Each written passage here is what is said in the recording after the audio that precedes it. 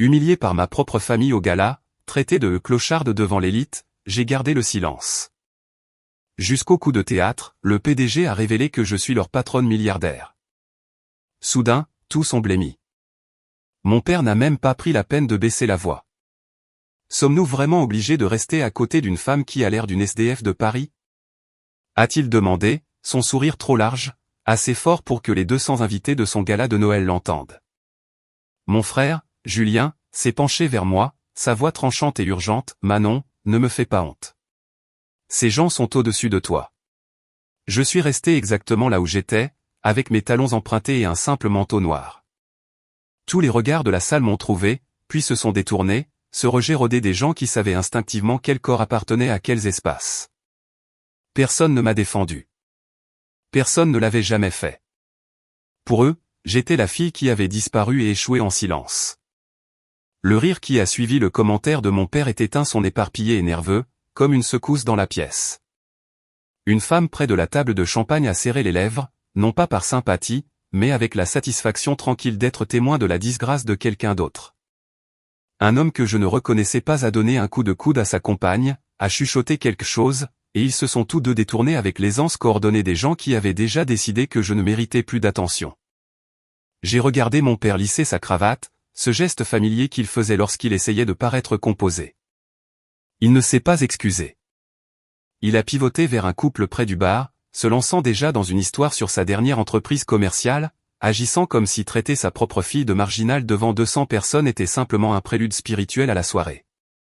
Ma belle-mère, Marguerite, se tenait à 1 mètre de là, son sourire figé et fragile. Elle n'a fait aucun mouvement vers moi. Marguerite avait perfectionné l'art d'être présente sans être impliquée. Elle pouvait se tenir à côté d'un désastre et convaincre tout le monde qu'elle regardait ailleurs. Ses doigts ont ajusté son bracelet, un petit mouvement délibéré qui communiquait à quiconque regardait qu'elle aussi avait remarqué la tâche que je représentais et avait choisi de ne pas en être touchée. Julien a croisé mon regard à travers la salle, mon frère. Il m'a lancé un regard qui n'était pas sympathique, c'était un avertissement clair et froid. « Fais-toi petite, reste silencieuse, n'aggrave pas la situation. » J'avais déjà vu ce regard, à ma remise de diplôme quand j'avais essayé de présenter des amis de l'université, à chaque moment où j'osais exister comme autre chose qu'une ombre en arrière-plan de leur vie soigneusement organisée. La salle de bal était magnifique.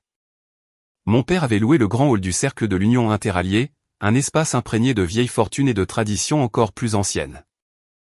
Des lustres en cristal diffusaient la lumière sur des murs tapissés de peintures à l'huile de fondateurs morts depuis longtemps. Le sapin de Noël s'élevait à près de 5 mètres, décoré d'ornements qui coûtaient plus cher que mon premier loyer mensuel. Tout le monde ici était quelqu'un, et maintenant j'étais là, sa plus grande gêne, debout au milieu de son triomphe comme un défaut indélébile. Je me souviens du moment où j'ai décidé de ne pas partir. C'est ce que l'ancienne Manon aurait fait, celle qui croyait que se faire plus petite pourrait éventuellement la rendre plus facile à aimer. Mais j'avais passé 7 ans à devenir quelqu'un qui comprenait que l'espace que l'on occupe dans une pièce ne nous est pas donné, il se revendique. Alors je suis resté. J'ai trouvé une place près de l'une des hautes fenêtres, où le froid de décembre s'infiltrait à travers la vitre et offrait un rappel brutal que j'étais toujours en vie. Dehors, la neige avait commencé à tomber, douce et indifférente. Un serveur est passé avec un plateau de champagne, ses yeux me traversant comme si j'étais un meuble. Il n'a rien proposé, je n'ai rien demandé. C'est là que je l'ai vu entrer. Antoine de Villiers. Le nom sur chaque invitation. De Villiers Capital était le genre de firme qui n'avait pas besoin de rappeler les gens comme mon père. J'ai regardé Antoine évoluer dans la salle, se déplaçant sans se presser, voyant comment les gens s'orientaient vers lui comme des plantes vers le soleil.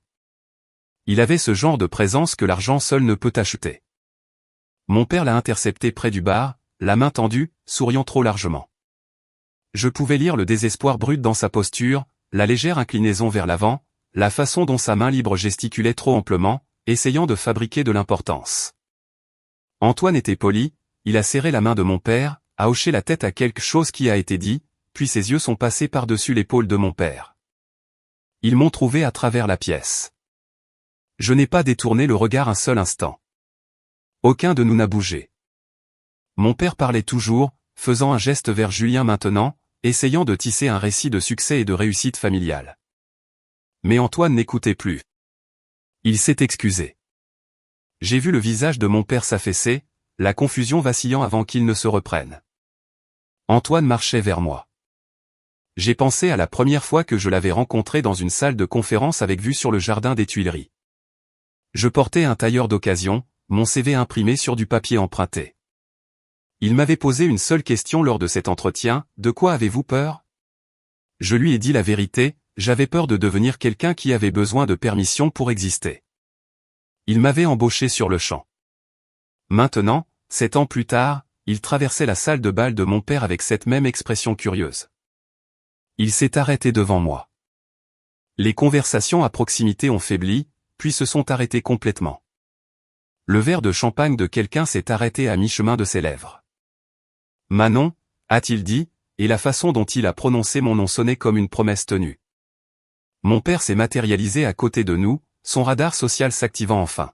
« Vous vous connaissez tous les deux » a-t-il demandé, sa voix faussement légère. Antoine l'a regardé, et j'ai vu le passage de la politesse à une incrédulité calme et pointue. « Bien sûr » a-t-il dit. « C'est votre patronne. » La salle est devenue complètement silencieuse. Même le bruit ambiant des verres qui s'entrechoquent et des pieds qui traînent semblait retenir son souffle. J'ai regardé le visage de mon père passer par la confusion, la suspicion, puis quelque chose qui ressemblait indéniablement à la peur. Sa bouche s'est ouverte, mais aucun mot n'en est sorti. Antoine n'avait pas fini. Manon est l'actionnaire majoritaire de Villiers Capital. Cela fait 3 ans. Je supposais que vous le saviez. Je ne leur avais pas dit. Je les avais laissés croire que je n'étais rien, parce que rien était le seul rôle qu'ils m'avaient jamais offert.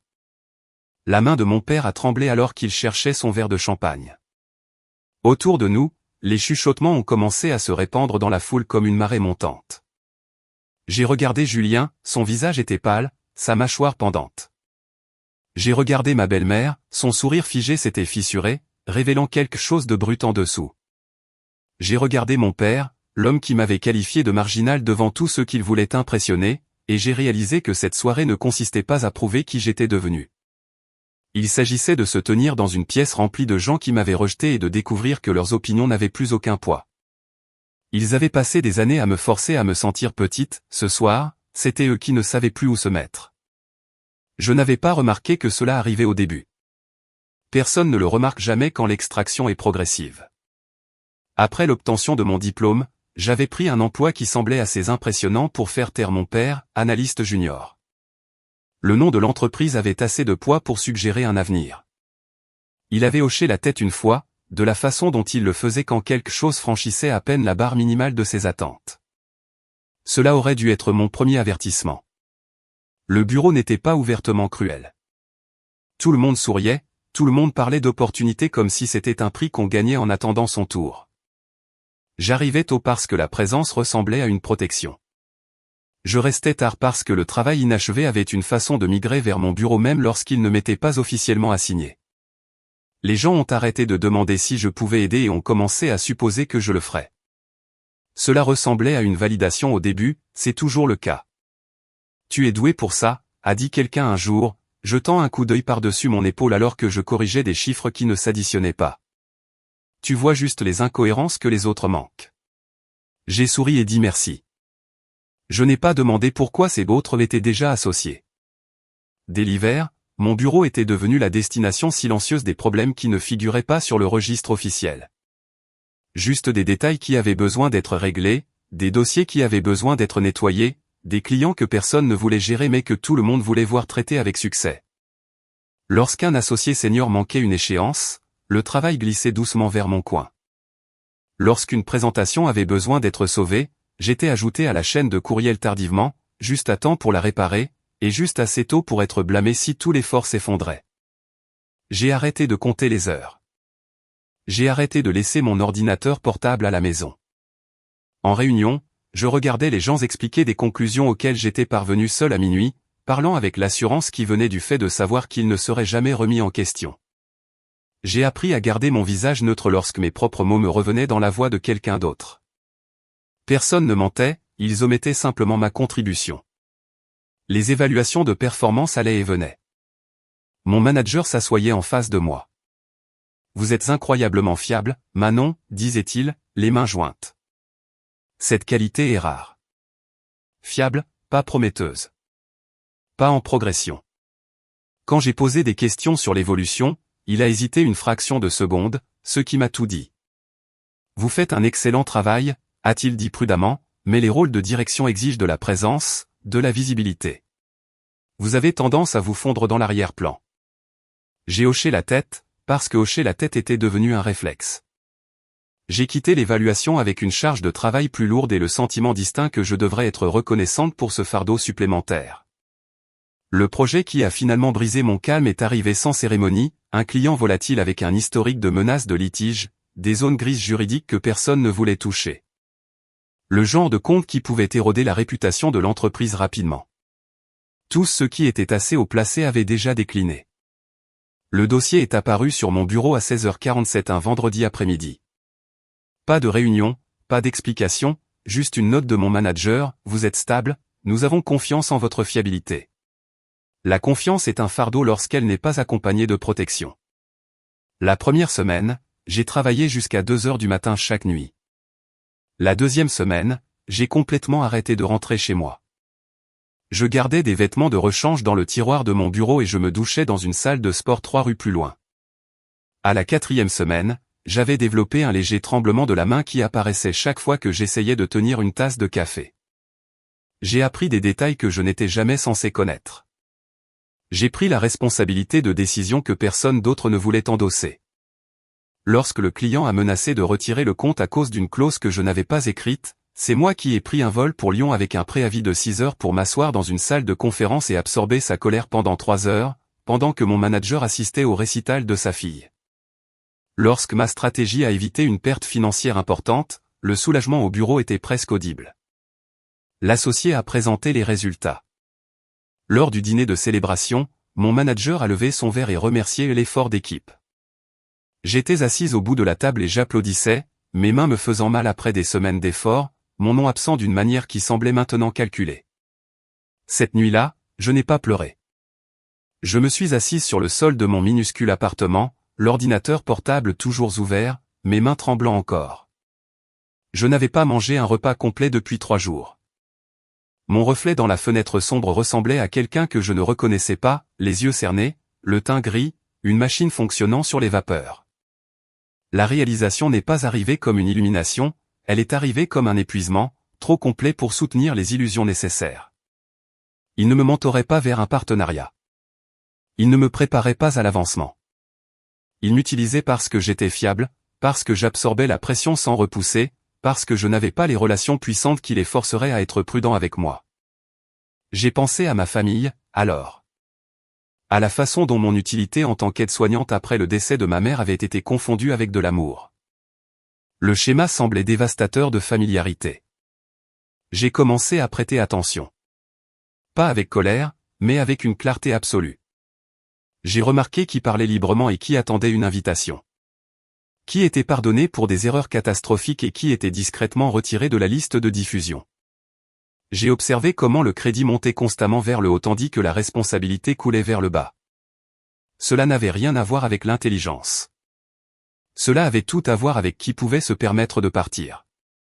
3 semaines après le dîner de célébration, mon manager a déposé une autre tâche de dernière minute sur mon bureau alors que je rassemblais mes affaires. C'était la 4e fois ce mois-là. Peux-tu gérer ça ce soir, Manon, a-t-il demandé nonchalamment. J'ai regardé le dossier, puis lui, tenant ses clés de voiture, son manteau déjà mis. Le mot est sorti avant que je n'ai consciemment décidé de le dire. Non. La pause qui a suivi a été le son le plus fort que j'ai jamais entendu dans ce bureau. Pardon ? Sa voix portait une confusion authentique, comme si j'avais parlé dans une langue étrangère. J'ai dit non. Ma voix était stable, bien que mon cœur martelât. J'aimerais comprendre comment cette tâche spécifique s'inscrit dans mon rôle défini pour l'avenir. Eh bien, a-t-il dit, choisissant ses mots avec soin, nous devons tous être flexibles pour grandir dans cet environnement. J'ai hoché la tête lentement, posant mon sac. J'ai fait preuve de flexibilité, ai-je dit. Maintenant, j'exige de la clarté. Après cela, l'air entre nous est devenu raréfié. Pas une hostilité pure et simple, mais une suspicion aiguë.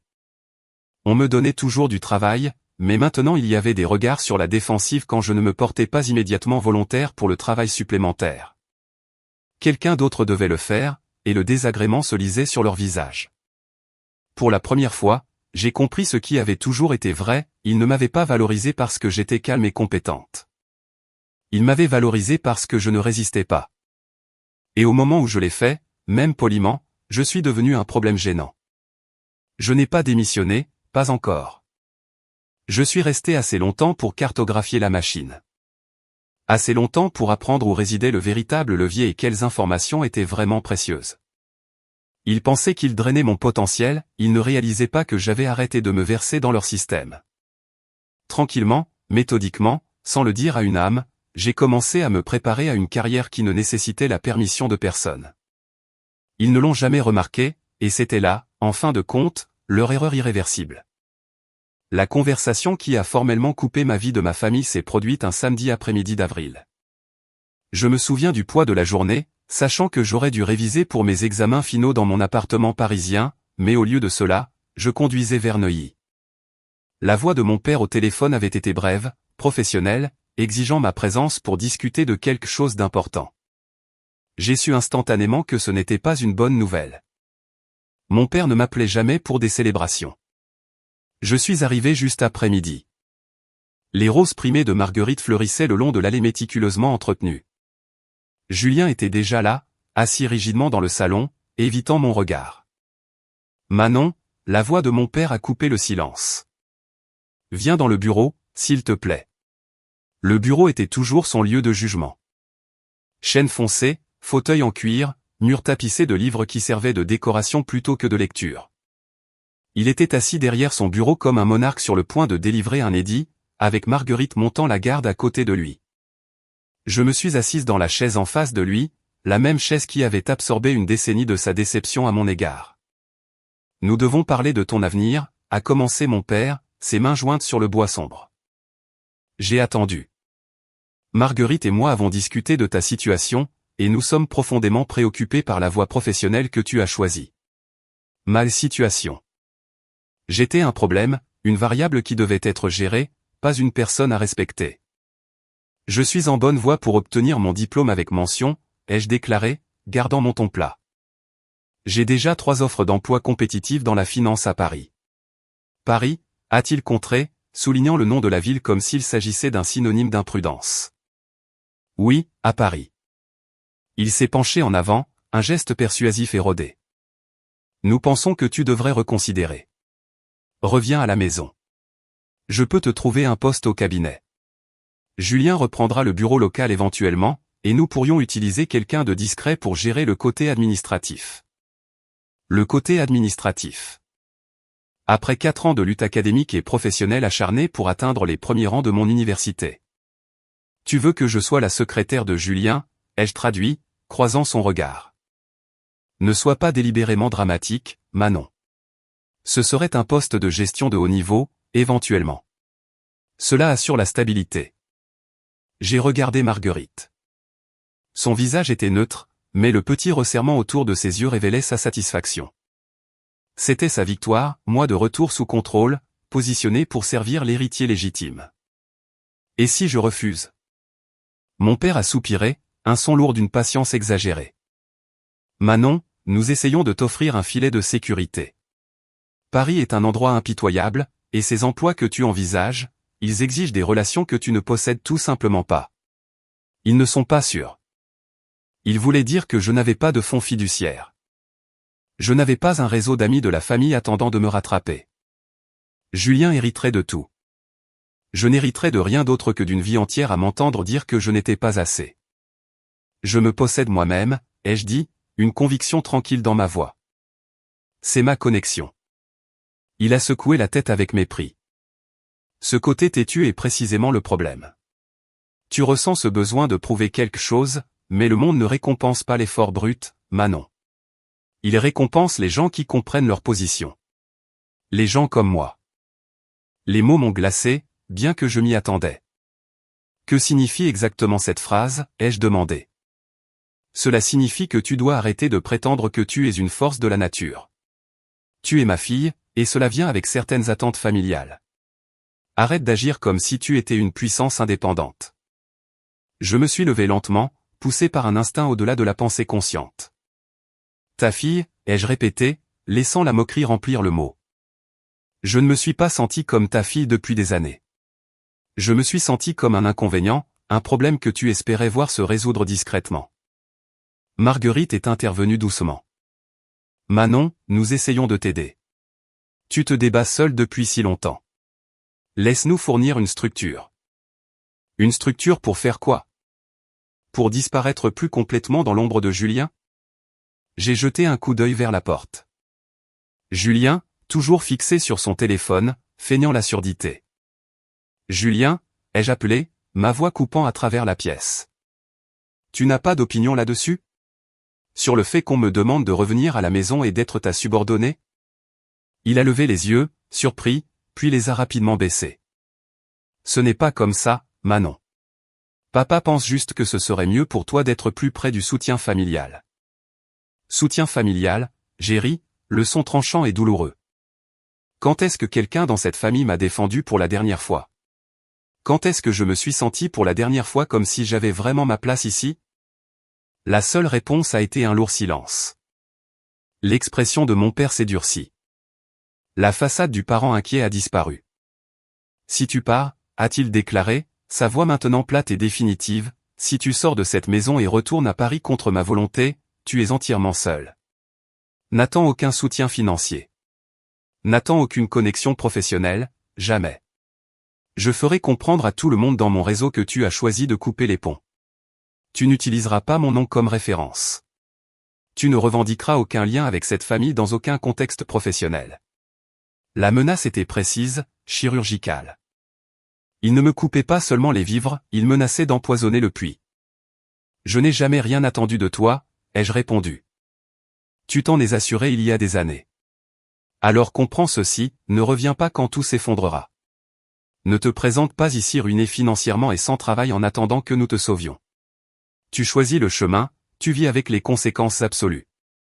Je l'ai regardé, cherchant la moindre trace du père dont je me souvenais de ma petite enfance. Il n'était pas là. Je comprends les conditions, ai-je confirmé.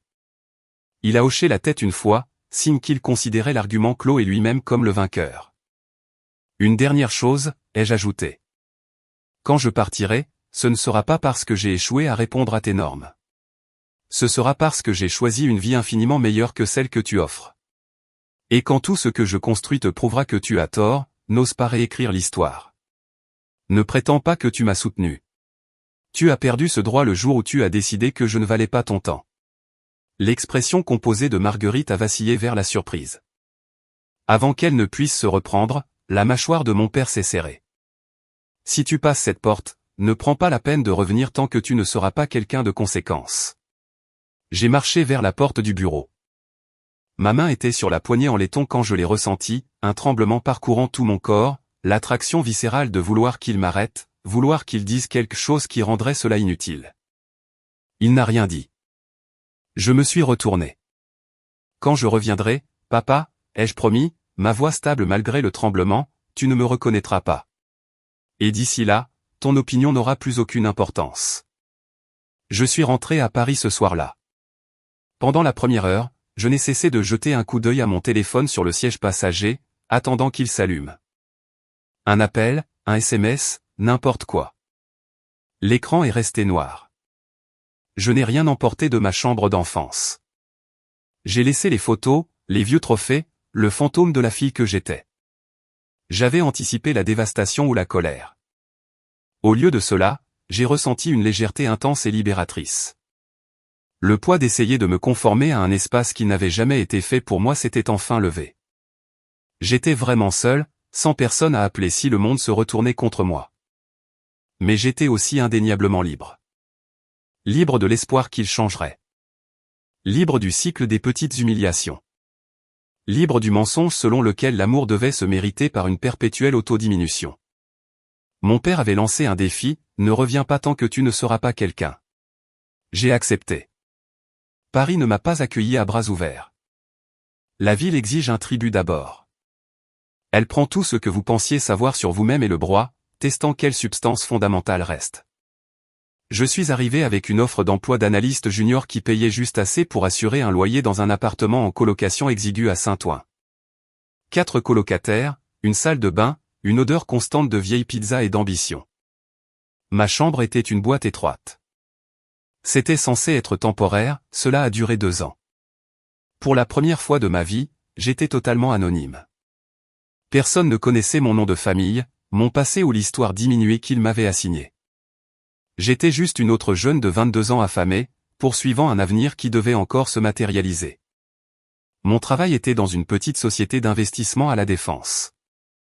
Pas un nom reconnaissable, mais assez respectable. Mon titre signifiait que j'exécutais toutes les tâches fastidieuses que les supérieurs jugeaient indignes de leur temps. Ils remarquaient l'effort, mais pas la personne. Pas au début. J'ai appris rapidement que travailler dur était insuffisant. La ville était saturée de gens travaillant 80 heures par semaine juste pour garder leur place. Le travail acharné était le droit d'entrée minimum. L'avancement exigeait quelque chose d'entièrement différent. La première vraie crise est survenue au cours de mon 3e mois. Ma colocataire, une parajuriste qui travaillait de nuit, a déménagé sans prévenir, prenant la caution et me laissant responsable de sa part de loyer. J'avais 11 jours pour trouver 300 € que je n'avais pas. J'ai vendu mon ordinateur portable, le bon que ma mère m'avait donné avant son décès. J'ai acheté un remplacement d'occasion pour la moitié du prix et j'ai mangé des nouilles instantanées pendant 6 semaines jusqu'à ce que le déficit soit couvert. Personne au travail n'a remarqué la perte de poids. Personne n'a demandé pourquoi j'avais arrêté d'aller déjeuner. Il m'a fallu 18 mois pour isoler la différence clé entre les personnes qui avançaient et celles qui restaient figées. 18 mois à arriver tôt, rester tard et regarder des gens avec la moitié de ma diligence me dépasser comme si j'étais immobile. Au cours de ma première année, j'ai signalé une erreur dans une analyse de transaction qui aurait coûté beaucoup d'argent à l'entreprise. J'ai envoyé la correction à mon superviseur direct. Il l'a transmise à son superviseur sans mon nom attaché. L'associé qui a présenté l'analyse corrigée a reçu un bonus. Je n'ai rien dit. J'ai noté la leçon. Je restais tard un soir de mon 2e hiver, compilant un rapport complexe qui avait été négligemment déposé sur mon bureau à 16 h avec une échéance le lendemain matin. Le bureau était calme. J'ai entendu des pas et j'ai levé les yeux pour trouver Philippe Roche, l'un des associés seniors, debout dans l'embrasure de mon box. « Vous êtes encore là ?» a-t-il observé, sans poser de questions. « Je finis le rapport Hartwell », ai-je répondu. « Qui vous a assigné cela ?»« Petit Jean. » Petit Jean. Il a répété le nom avec un mauvais goût. Ce rapport était sa responsabilité principale. Il est censé le présenter demain. Je n'ai offert aucune explication. Que pensez-vous de l'affaire, Manon ? L'acquisition Hartwell. J'ai hésité. Personne n'avait jamais demandé mon avis, seulement ma production mécanique. C'est excessivement risqué, ai-je dit finalement, choisissant mes mots avec soin. Les projections reposent sur un taux de croissance supposé de 15%, mais le secteur de l'entreprise a connu une moyenne de 7% au cours des 5 dernières années. Soit le cabinet dispose d'informations non publiques, soit quelqu'un compte sur l'hypothèse que personne ne prendra la peine d'examiner les calculs. Philippe m'a étudié pendant un long moment. Vous examinez les calculs. Je vérifie toujours les calculs, ai-je confirmé. Il s'est levé, boutonnant sa veste. Finissez le rapport. Incluez votre analyse. Mais placez-la dans une annexe séparée. Mettez votre nom sur cette annexe. Il s'est éloigné. L'affaire Hartwell s'est effondrée 3 semaines plus tard. Quelqu'un avait effectivement compté sur des calculs bâclés. Petit Jean a été discrètement escorté hors du bâtiment. Philippe Roche m'a convoqué à son bureau le lendemain. « Vous avez de bons instincts » a-t-il dit en regardant le paysage urbain. Mais l'instinct n'est que de l'observation. Vous devez apprendre la stratégie pour le déployer. Il est devenu mon mentor non officiel. Philippe m'a appris non pas la finance, mais l'anatomie du pouvoir. Comment il se déplace dans les pièces, comment il se cache à la vue de tous. Mais le mentorat ne m'a pas protégé du train-train quotidien. Au cours de ma 3e année, j'ai fait une erreur de calcul sur une transaction mineure. Le client l'a remarqué. Mon manager m'a appelé dans son bureau et m'a dit que j'avais de la chance que le client soit indulgent, qu'une autre erreur comme celle-ci serait notée dans mon dossier. L'erreur provenait de données fournies par un analyste senior qui était le neveu d'un membre du conseil d'administration. Produire cette preuve me coûterait plus cher que le silence. J'ai absorbé l'avertissement. J'ai commencé à tout vérifier 3 fois, y compris le travail qui n'était pas le mien. Votre famille, a remarqué Philippe une fois. Vous n'en parlez jamais. Il n'y a rien de conséquent à discuter. Il a bu une gorgée de son vin. Tout le monde a une histoire.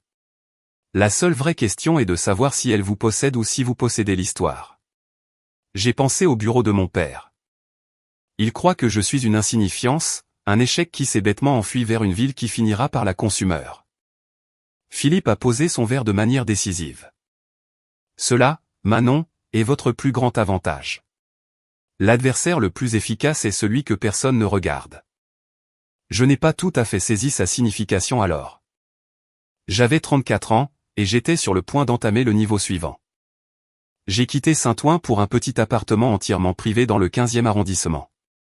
J'ai changé d'emploi, passant à une plus grande entreprise où les enjeux étaient exponentiellement plus élevés et les leçons plus brutales. J'ai arrêté de publier quoi que ce soit de public. Les quelques appels de pure forme de la maison ont cessé complètement.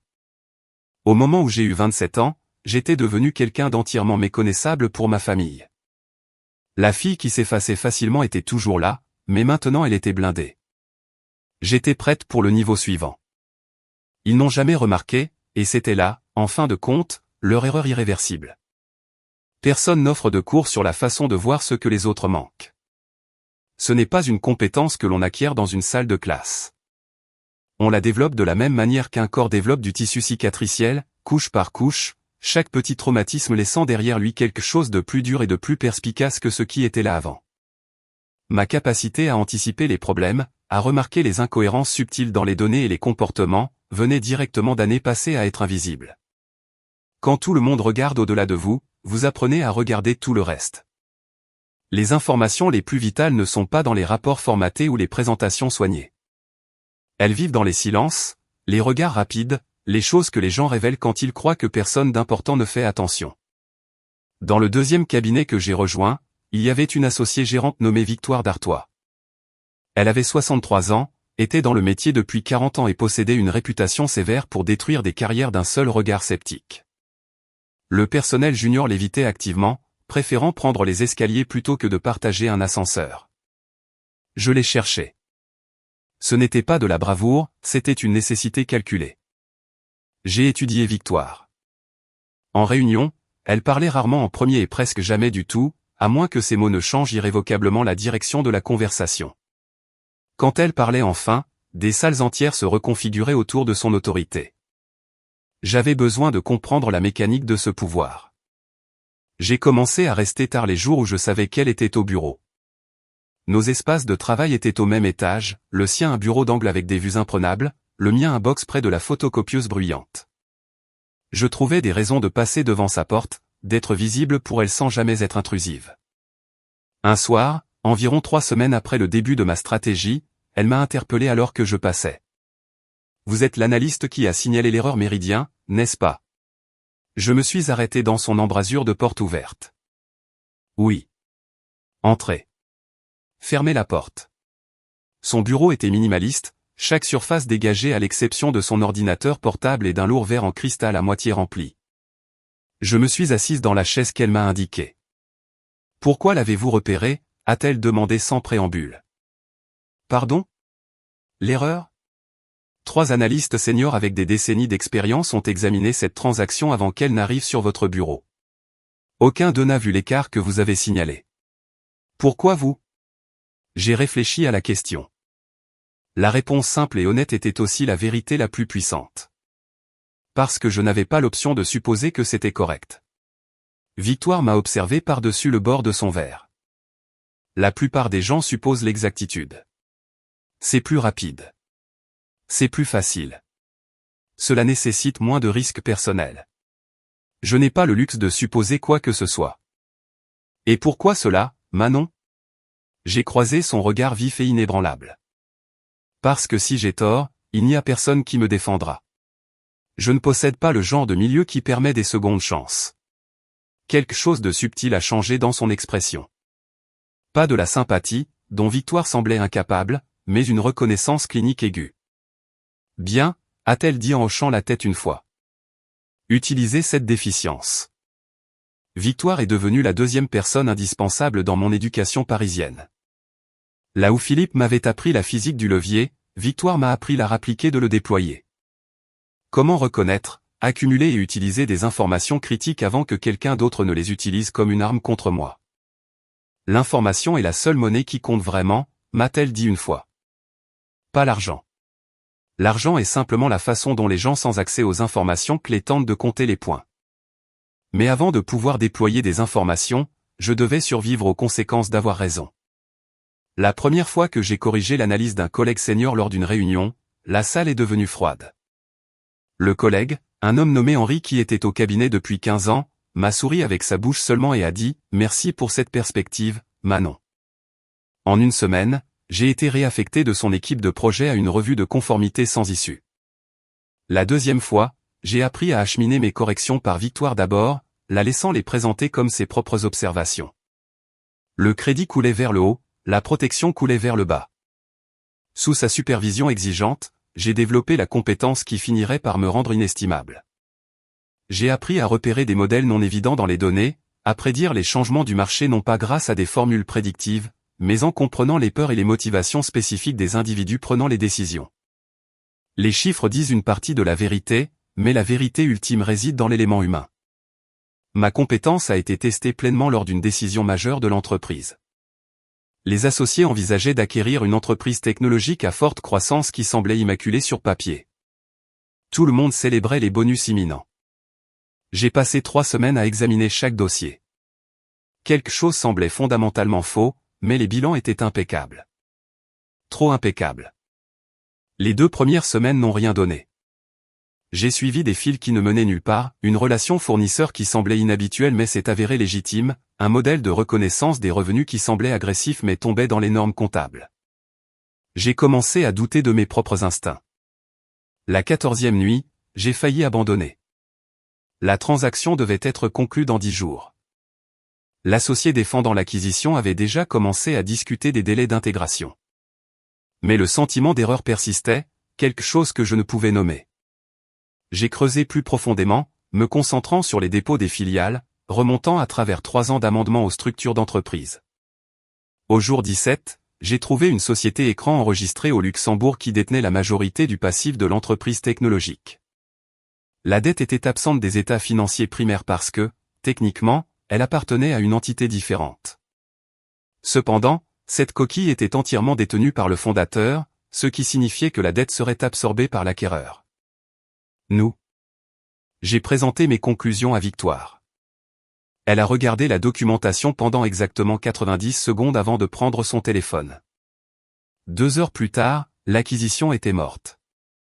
L'associé qui avait défendu l'affaire, un vétéran de 20 ans, a été prié de vider son bureau avant la fin de la semaine. Personne en dehors de ce petit cercle ne savait que j'avais été celle qui avait découvert la faille catastrophique. Victoire a assuré mon anonymat. Vous n'êtes pas prête à être visible, a-t-elle expliqué calmement. Lorsque vous vous attribuez le mérite d'avoir mis fin à une affaire aussi importante, vous vous créez des ennemis puissants et permanents. Si vous créez des ennemis avant d'avoir le pouvoir de leur survivre, vous ne survivrez pas du tout. Alors j'ai maintenu mon invisibilité pour le moment. Mais il y a une différence cruciale entre être invisible parce que les autres vous rejettent et être invisible parce que vous le choisissez. Le premier est une faiblesse, le second est un avantage stratégique puissant. J'ai pensé à ma famille, à toutes les années où j'avais été effacé contre mon gré. Maintenant, je choisissais mon propre effacement, et le choix faisait toute la différence du monde. Le succès ultérieur de l'entreprise a été attribué à un leadership prudent et intelligent. Mon nom n'apparaissait nulle part dans le rapport annuel, nulle part dans les communiqués de presse. Mais Victoire savait, et plus important encore, je savais. C'est alors que j'ai commencé à construire quelque chose d'entièrement à moi. Cela a commencé petit. Le week-end, je suivais les opportunités que le cabinet avait ignorées, des affaires qui ne correspondaient pas à leur portefeuille rigide mais qui avaient un potentiel non évident. J'analysais des secteurs qu'ils avaient négligés, des entreprises trop petites pour attirer leur attention établie.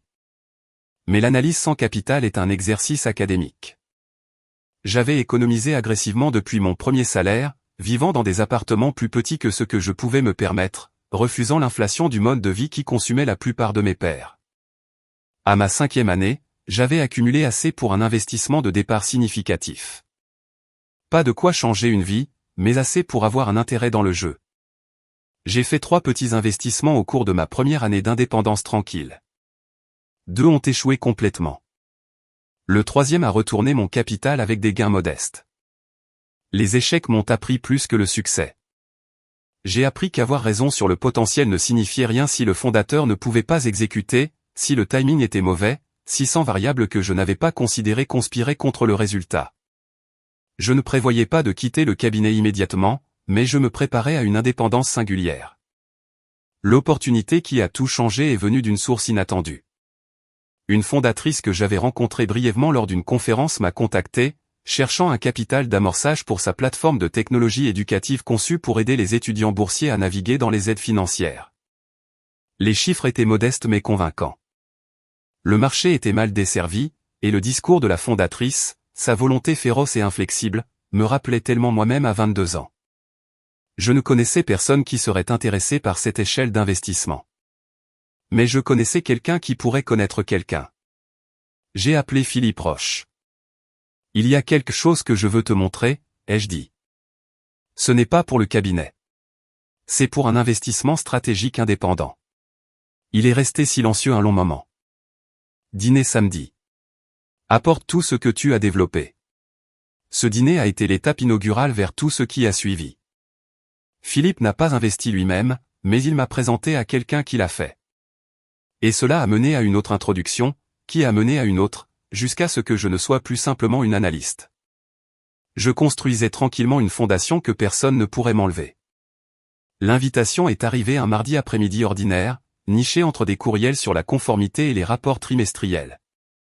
Elle portait un nom que je reconnaissais instantanément mais avec lequel je n'avais jamais correspondu, Éléonore Vasseur. Elle dirigeait Vasseur Partners avec une autorité calme et terrifiante qui garantissait que même les voix les plus agressives de la finance baissaient le volume en lui parlant. Le message était bref, formel et trompeusement simple, une réunion privée à son domicile la semaine suivante.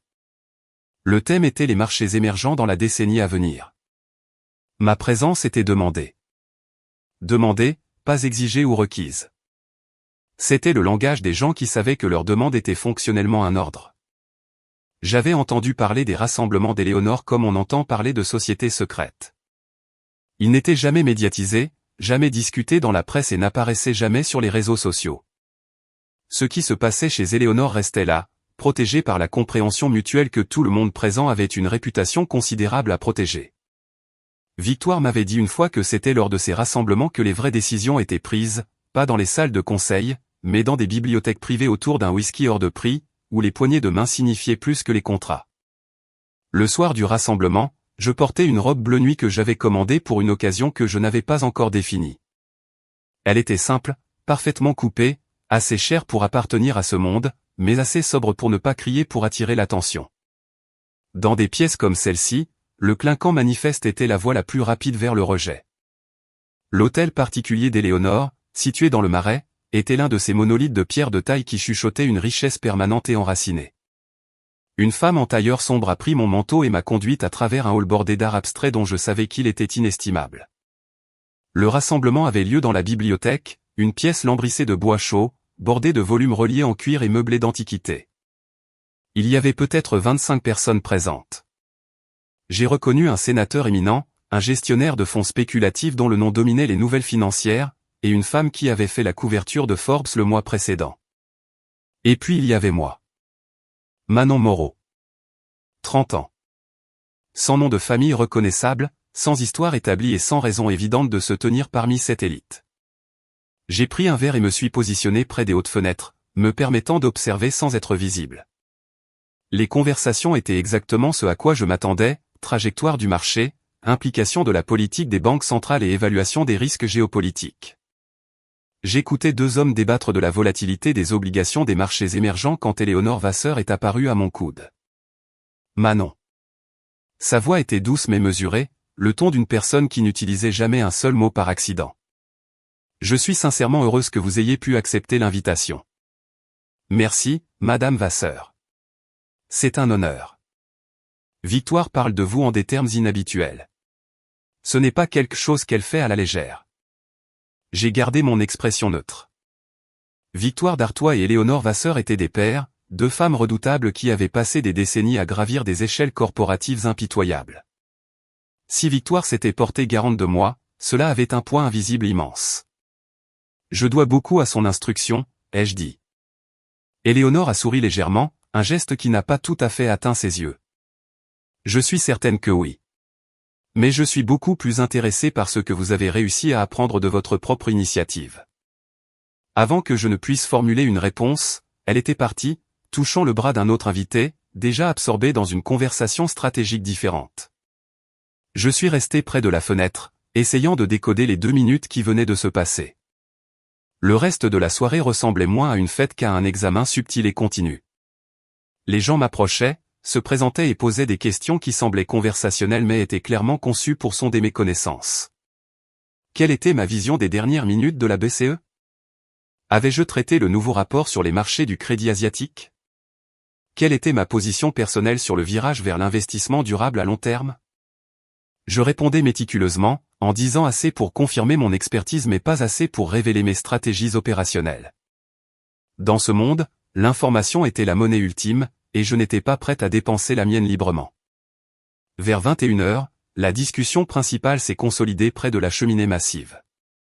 Un homme bruyant et suprêmement confiant a commencé à argumenter avec véhémence contre un changement réglementaire proposé affectant la façon dont les sociétés de capital investissement pouvaient structurer les rachats par effet de levier. Son ton était méprisant, supposant que son volume pur équivalait à la validité. Il faisait une erreur juridique importante. Il confondait 2 dispositions différentes de la loi proposée, et toute son opposition était construite sur cette interprétation erronée structurelle. Soit il n'avait pas réellement lu le texte complet, soit il était certain que personne d'autre présent ne l'avait fait. Je restais à la périphérie, observant, mais Éléonore, debout près de l'homme, a dû capter une lueur de ma réaction car soudain, elle s'est adressée à moi. Manon, a-t-elle dit, et la salle est devenue silencieuse. Vous semblez avoir une perspective qui n'est pas exprimée. Tous les yeux de la salle ont pivoté vers moi. J'ai senti la pression concentrée de leur attention combinée. La réalisation absolue qu'être vu ici signifiait être jugé instantanément. Si je parlais et que j'avais tort, je ne serais jamais réinvité.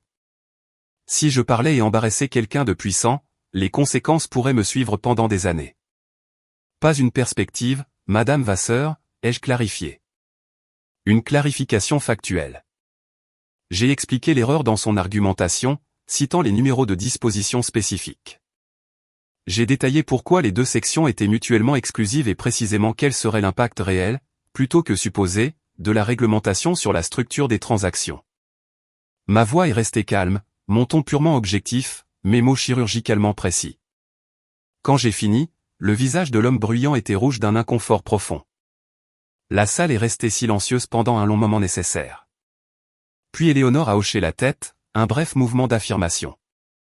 Merci, Manon. Ce contexte est d'une importance critique. La conversation a immédiatement pivoté, abandonnant la position erronée de l'homme. Je pouvais sentir l'atmosphère changer autour de moi, le recalibrage subtil de l'intérêt de chaque personne. J'avais parlé, et j'avais eu définitivement raison. Dans cet écosystème, cette combinaison était à la fois rare et intrinsèquement dangereuse. L'homme que j'avais corrigé m'a trouvé plus tard près du bar. Son expression était plaisante, contrôlée. Impressionnant, a-t-il dit. Peu de gens auraient risqué de me contredire dans cette pièce particulière. Je ne vous ai pas contredit, ai-je répondu. J'ai corrigé une erreur factuelle. Sémantique. Il a souri, mais ses yeux étaient froids. Je me souviendrai de cette conversation, mademoiselle Moreau. Il s'est éloigné avant que je ne puisse répondre. En partant, j'ai remarqué un homme distingué aux cheveux argentés qui me regardait depuis la porte. Son visage suggérait qu'il avait vu assez de choses dans la vie pour ne pas être facilement impressionné.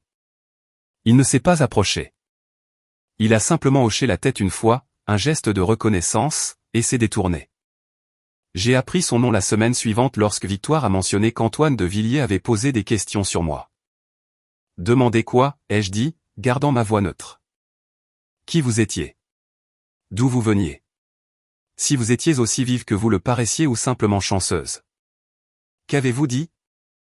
L'expression de Victoire n'a pas changé. Je lui ai dit que la chance n'avait rien à voir là-dedans. Il se passerait encore 4 mois avant qu'Antoine de Villiers et moi ne parlions directement. 4 mois à être dans les mêmes pièces, à hocher la tête à travers des rassemblements bondés, construisant une reconnaissance qu'aucun de nous ne s'est pressé de formaliser. Quand il m'a finalement approché lors d'un petit dîner, moins de témoins, ses premiers mots n'ont pas été de la flatterie. « Vous avez été patiente ?» a-t-il dit. J'ai observé, ai-je répondu. Tout comme vous. Il a souri alors, la première expression authentique que je voyais de lui. Victoire avait raison à votre sujet. Il a cherché dans sa poche et a sorti une carte fine et élégante. Quand vous atteindrez le stade où vous serez prête à construire quelque chose de significativement plus grand que votre structure actuelle, appelez-moi directement. Il était parti avant que je ne puisse formuler une réponse, disparaissant dans la nuit comme une possibilité perturbatrice puissante. Je suis resté sur le trottoir, tenant la carte qui semblait anormalement lourde, réalisant que la vie indépendante que j'avais si soigneusement construite était sur le point d'être irrévocablement changée. La première fois que quelqu'un a activement tenté de me faire dérailler, je ne l'ai pas reconnu pour ce que c'était. C'est ainsi que fonctionnent les meilleures manipulations, elles ne ressemblent jamais à une attaque, elles ressemblent toujours à une opportunité convoitée. J'étais au cabinet depuis 4 ans lorsque Martin Prévost, un associé senior, a décidé que j'étais la solution permanente à toutes ses lacunes professionnelles. Martin était un homme qui avait été constamment promu au-delà de sa véritable compétence et passait ses journées à gérer soigneusement l'illusion de sa productivité. Il possédait un talent incroyable pour revendiquer le mérite des succès et détourner sans effort tout blâme ultérieur. Il a commencé subtilement, une demande d'aide discrète sur un rapport avec lequel il luttait, un courriel tardif me demandant de vérifier un modèle financier complexe, une mention désinvolte qu'il était profondément impressionné par ma diligence et voulait commencer à collaborer plus étroitement. J'étais initialement flatté. J'aurais dû reconnaître les signaux d'alarme. En 6 mois, j'exécutais effectivement la moitié des tâches officielles de Martin, tandis qu'il conservait son plein salaire et son potentiel de bonus. C'est moi qui travaillais après minuit pour sauver ses faux pas stratégiques. C'est moi qui repérais les erreurs numériques dans ses présentations clients. J'étais le moteur anonyme qui le faisait paraître brillant et hautement compétent devant des clients qui n'apprendraient jamais mon nom. L'arrangement était positionné comme du mentorat, c'était en pratique une forme de parasitisme professionnel. Martin a développé des habitudes. Il me transférait des courriels à 23 heures avec une seule ligne, « Pensez ?» Le matin, il ajoutait mon nom aux équipes de projet après la réunion de lancement, s'assurant que j'hérite des responsabilités sans avoir mon mot à dire. Il planifiait des sessions de stratégie qui étaient en fait des demandes pour que je prépare ces points de discussion pour ses propres réunions. Lorsque j'ai essayé de fixer des limites, suggérant que certaines demandes sortaient de mon rôle, il devenait silencieux, puis mentionnait avec désinvolture à quel point le prochain cycle d'évaluation serait compétitif, combien il était important d'avoir des défenseurs seniors dans son coin, comment des carrières prometteuses pouvaient facilement stagner sans le bon soutien. La menace implicite n'était jamais prononcée directement, elle n'avait pas besoin de l'être. Le point de rupture est arrivé lors d'une transaction d'acquisition qui aurait dû cimenter nos 2 carrières. Cela a nécessité des mois de diligence raisonnable méticuleuse, des négociations qui se prolongeaient jusqu'aux petites heures du matin, et un niveau de prévoyance stratégique dont Martin était entièrement incapable. J'ai fourni la prévoyance, Martin a fourni la présentation publique confiante. Dans la dernière semaine avant la clôture, j'ai fait une erreur. Privé de sommeil et carburant à la caféine, j'ai inversé 2 chiffres dans une analyse de sensibilité. L'erreur était mineure, elle ne changeait pas la recommandation fondamentale, mais c'était le genre d'erreur qui pouvait être utilisée comme une arme si quelqu'un voulait s'en servir. Martin l'a trouvé. Il ne m'en a pas parlé.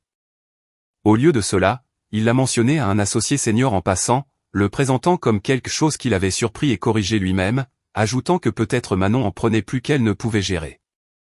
J'ai appris cela de seconde main par un collègue qui pensait que je devrais savoir.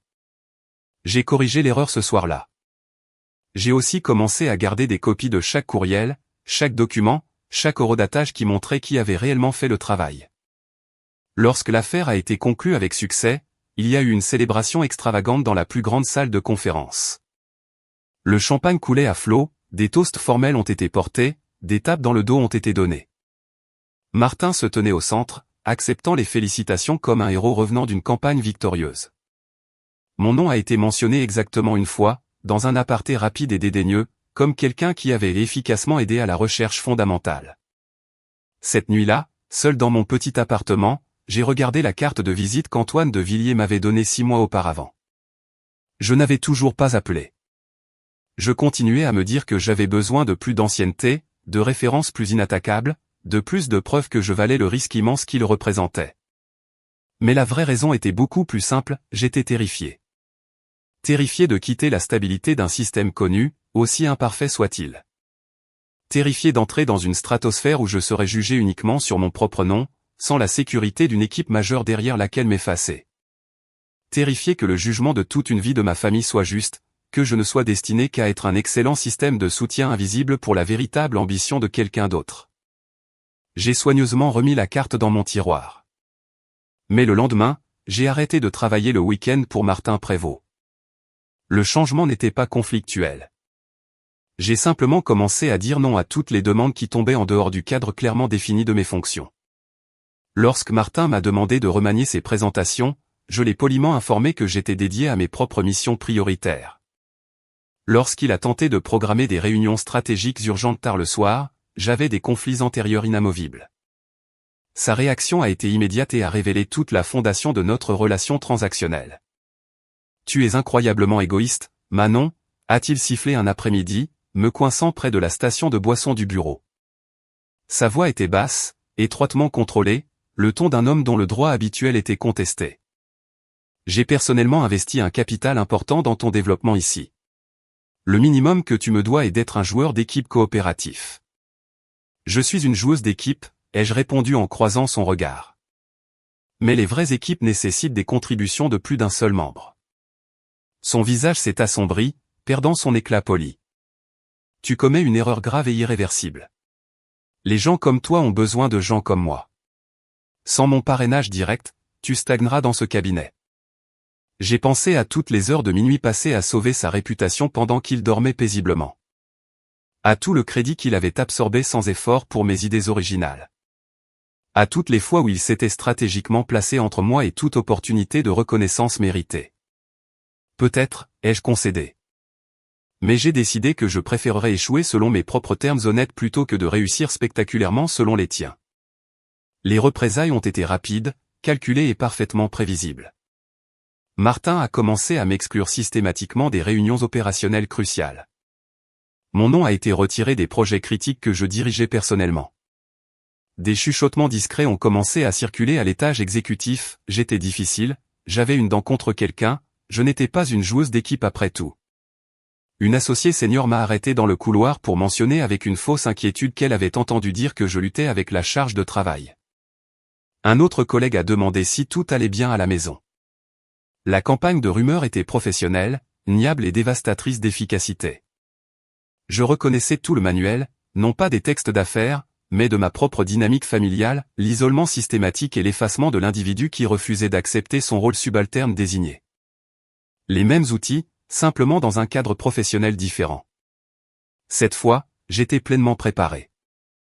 J'ai méticuleusement documenté chaque interaction, chaque courriel, chaque réunion, chaque projet auquel j'avais contribué seul. J'ai conservé des copies horodatées de mon travail, créant une trace papier indéniable de la paternité. J'ai construit un dossier complet, non pas pour un litige, mais pour une défense absolue et blindée. Lorsque Martin a tenté de revendiquer la paternité d'une présentation analytique massive que j'avais écrite du concept à la conclusion, j'étais prête. La réunion des associés était son grand moment prévu. Il a livré la présentation brillamment, il a toujours été un excellent interprète charmant. L'analyse était complète, exactement le travail stratégique que les associés appréciaient. À la conclusion, un associé senior a posé une question technique très spécifique sur le cadre de données sous-jacent. Martin a hésité. Juste une légère pause fractionnaire d'incertitude, mais dans cette pièce, devant ces personnes spécifiques, même une lueur de doute était fatale. Peut-être que Manon pourrait fournir ce détail, a dit Victoire calmement depuis son siège, puisqu'elle a développé et construit tout le cadre analytique utilisé dans la présentation. La salle a basculé dans un silence concentré. Le sourire de Victoire de Martin s'est évaporé. Victoire a produit un document propre, la même présentation, mais avec les métadonnées numériques affichant clairement le véritable auteur et les horodatages de création. Je crois fermement qu'il faut rendre le crédit précisément là où il est dû, a-t-elle déclaré en s'adressant directement à Martin. N'êtes-vous pas d'accord, Martin? La réunion s'est conclue peu de temps après. Martin n'a pas été immédiatement licencié, il avait encore trop de liens politiques pour cela. Mais sa trajectoire interne a instantanément basculé vers un déclin terminal. La promotion qui l'attendait est allée à un candidat externe. Sa réputation de génie était définitivement ternie. Je n'ai ressenti aucune célébration. J'avais simplement défendu ma position. L'énergie énorme que j'avais dépensée à me protéger était de l'énergie que j'aurais pu investir dans la construction. Ce soir-là, j'ai récupéré la carte de visite d'Antoine de Villiers dans le tiroir et j'ai composé le numéro avant de pouvoir me dissuader. C'est Manon Moreau, ai-je dit quand il a répondu. Vous m'avez dit d'appeler quand je serais enfin prête à faire quelque chose de plus grand. Je me souviens parfaitement de la conversation, a-t-il dit, sa voix calme, entièrement dépourvue de surprise. Êtes-vous prête maintenant, Manon? J'ai pensé à Martin Prévost, à mon père, à chaque personne qui avait jamais essayé de me forcer dans un moule de petitesse commode. Oui, ai-je confirmé, le mot résonnant avec certitude. Je suis prête. La transition vers de Villiers Capital s'est produite plus vite que je n'aurais pu l'anticiper. Antoine de Villiers était un homme qui mesurait les minutes comme une monnaie. Il n'a perdu aucun temps en entretien prolongé ou en vérification de références conventionnelles. Il a ouvertement admis qu'il m'observait depuis des mois, depuis cette nuit au rassemblement d'Éléonore Vasseur. Il connaissait déjà mon parcours, mes forces distinctes et mon histoire d'être la personne qui exécutait tranquillement le travail critique pendant que d'autres prenaient le crédit. Ce qu'il m'a offert était sans précédent. Ce n'était pas un simple emploi, c'était une structure de partenariat, une opportunité de co-investir directement dans des entreprises en phase de démarrage, me permettant de construire et de gérer un portefeuille entièrement mien au sein du cadre protecteur plus large de Villiers Capital.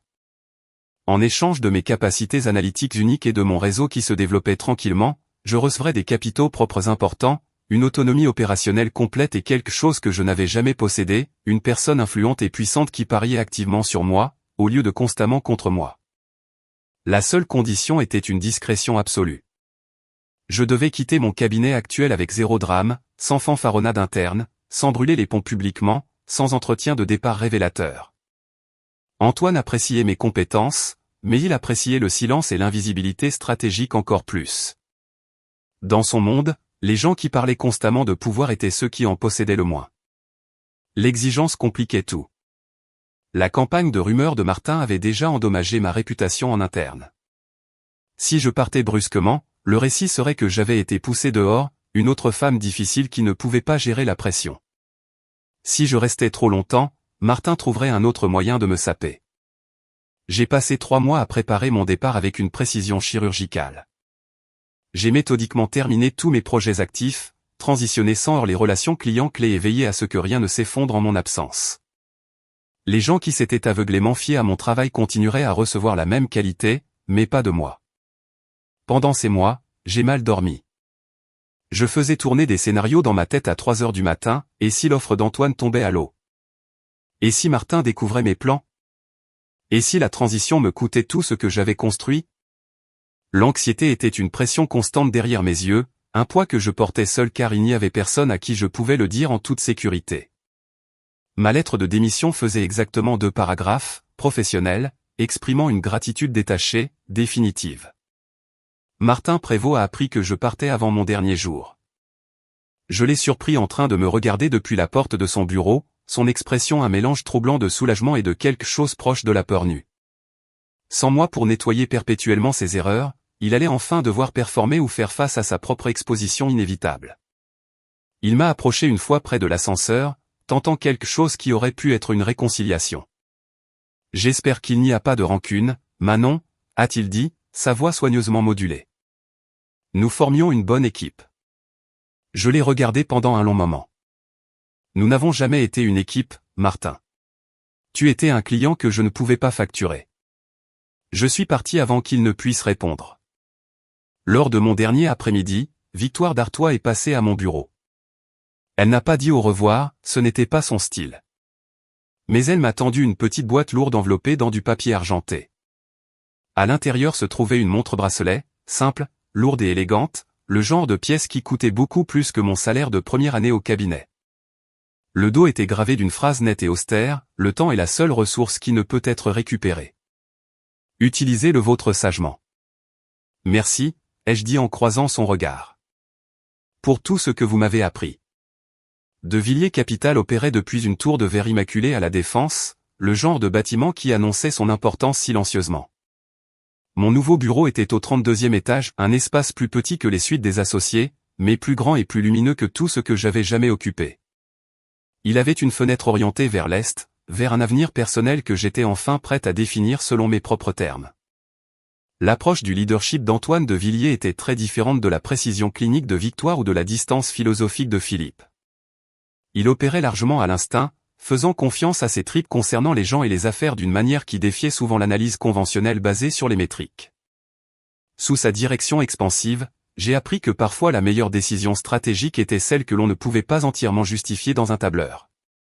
Les chiffres vous disent ce qui s'est passé, a-t-il expliqué lors de l'une de nos premières sessions stratégiques. Les bonnes personnes vous disent ce qui va se passer.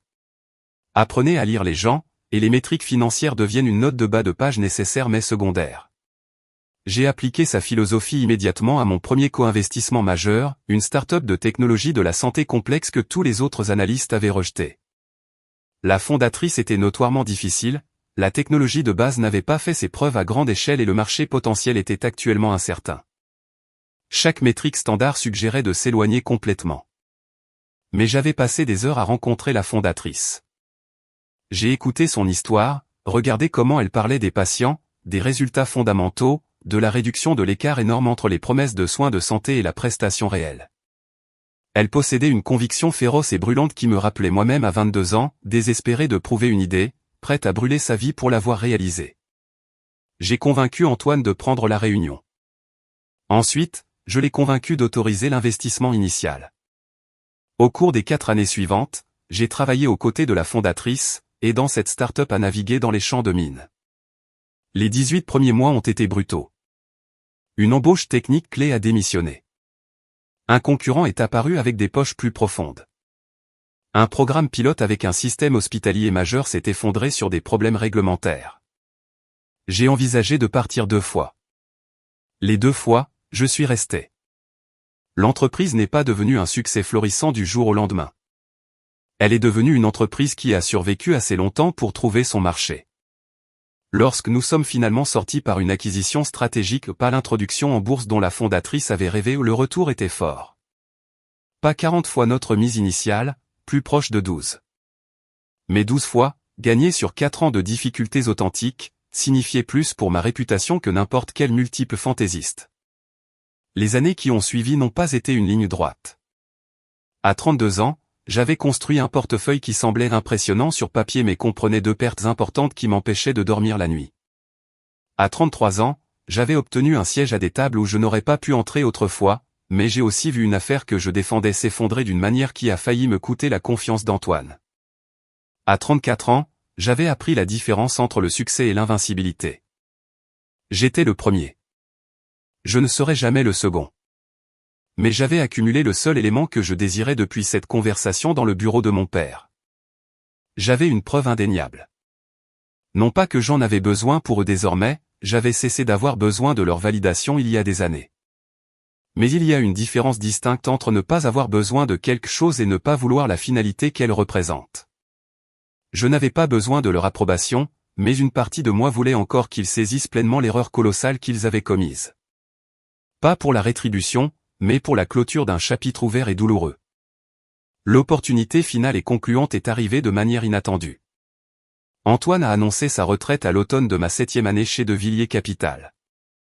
Il l'avait planifié depuis des années, a-t-il admis, mais n'avait pas su qui possédait la vision et la rigueur éthique pour perpétuer l'héritage qu'il avait construit, jusqu'à moi. Le transfert de la propriété majoritaire a pris 18 mois de manœuvres juridiques et financières intenses. Au moment où les dernières approbations réglementaires ont été obtenues, j'étais l'actionnaire majoritaire et nommé PDG de l'une des sociétés de capital investissement les plus respectées de France. J'étais aussi, selon la presse économique qui a enfin commencé à prêter attention, une milliardaire certifiée. Le mot semblait étrange lorsqu'il était formellement attaché à mon nom pour la première fois. L'argent, ai-je appris, ne change pas fondamentalement qui vous êtes. Il supprime simplement les obstacles constants qui empêchent les autres de vous voir clairement. Ma famille a appris mon existence et mon succès de la même manière que tout le monde, par les gros titres financiers majeurs, les profils de magazines sur papier glacé et le segment télévisé occasionnel. Je ne les ai jamais contactés. Quel était le dialogue approprié? Regardez-moi maintenant. Vous vous souvenez quand vous avez déclaré que je n'arriverais jamais à rien? La satisfaction de cette confrontation était toujours bien meilleure dans mon imagination qu'elle ne le serait dans un appel téléphonique maladroit et sans signification. Ce dont j'avais envie n'était pas la reconnaissance, c'était une indifférence complète et permanente. La capacité d'entendre la voix critique de mon père dans ma mémoire et de ne rien ressentir du tout. J'y étais presque. L'invitation au gala de Noël est arrivée début décembre, transmise par tant de couches d'intermédiaires professionnels qu'il a fallu du temps pour retracer son origine jusqu'au bureau de mon père. Sa célébration annuelle des fêtes. L'événement auquel je n'avais pas assisté depuis 12 ans. Cette année, Antoine de Villiers était inscrit comme invité d'honneur officiel, l'homme que mon père essayait désespérément de rencontrer depuis des décennies. Antoine m'a appelé le jour où l'invitation est arrivée. « Tu sais que Richard a envoyé ça ?» a-t-il dit. Il n'a aucune idée de notre relation actuelle. Il croit que je viens célébrer le succès continu de son entreprise. J'ai regardé par ma fenêtre la ligne d'horizon de Paris, la ville de béton et de verre qui m'avait testé, trempé et transformé en quelqu'un que ma famille ne comprendrait jamais. Je sais, ai-je dit. Allez-vous accepter l'invitation? J'ai pensé à la fille qui s'était tenue dans ce bureau sombre, à qui l'on avait dit qu'elle était essentiellement sans valeur. J'ai pensé à la femme qui avait tranquillement construit un empire massif sur les décombres de ce rejet. J'ai pensé à l'espace immense entre ces deux individus. Oui, ai-je dit, un sentiment de finalité froide et parfaite s'installant sur moi. J'y vais. Pas pour la rétribution, pas pour la justification. Mais parce que certains récits exigent une fin définitive, et celui-ci a été laissé ouvert bien trop longtemps. Les 2 semaines précédant le gala ont ressemblé au calme absolu avant une tempête que je n'avais plus peur d'affronter. Je vaquais à mes occupations, assistais aux réunions du conseil, concluais des transactions complexes, et pendant tout ce temps, j'étais intensément consciente de ce qui arrivait. Le sentiment n'était pas de l'effroi, mais une curiosité profonde, presque détachée. Le premier signe certain que leur réalité se fracturait est venu de Julien. Il a appelé un mercredi soir au hasard. Je n'ai pas reconnu le numéro, mais sa voix, quand elle est passée par le haut-parleur, était hésitante. Manon? Et il a dit mon nom comme s'il testait s'il avait encore le droit de l'utiliser. C'est Julien. Ton frère. Je sais qui tu es. Une pause. Je n'étais pas vraiment sûr que tu répondrais à mon appel. J'ai failli ne pas le faire. Il s'est raclé la gorge, ce son nerveux dont je me souvenais de l'enfance. Écoute, je sais qu'on n'a pas été proches. Je sais que les choses étaient compliquées quand tu as décidé de partir. Mais papa organise la fête, et je me demandais si. Je prévois d'y assister. Et toi? J'ai laissé la question flotter là, savourant l'incertitude dans sa voix. Julien avait été protégé de l'incertitude toute sa vie, notre père avait aplani chaque chemin. Oui, ai-je dit finalement. Je viens. Oh. Il semblait sincèrement surpris, puis timidement soulagé. C'est génial. C'est vraiment une excellente nouvelle, Manon. Papa sera content. Je doutais profondément de cette dernière phrase, mais je ne l'ai pas corrigée. Je dois demander, a continué Julien, sa voix prenant un ton plus inquisiteur. Est-ce que tu t'en sors financièrement? Je veux dire, parce que si tu as besoin d'aide pour le voyage ou les vêtements ou quoi que ce soit. Il n'y a pas de honte à Julien, les jeux coupés. Je n'ai pas besoin d'aide. On se verra là-bas. Après avoir raccroché, je suis restée assise avec le téléphone pendant un long moment, pensant au garçon que Julien était autrefois. Je me demandais s'il restait une trace de ce garçon sous l'identité corporative soigneusement taillée qu'il était devenu. Le signe suivant est venu d'une source tout à fait inattendue. J'assistais à un gala de charité formel en ville. Une femme m'a approché près du bar. Elle avait approximativement mon âge, possédant le poli impeccable de quelqu'un élevé dans les mêmes cercles sociaux que ma famille. Je ne la reconnaissais pas, mais elle me reconnaissait clairement. Vous êtes Manon Moreau, a-t-elle confirmé. La fille de Richard Delacroix. Je l'étais. Aujourd'hui, je suis juste Manon Moreau.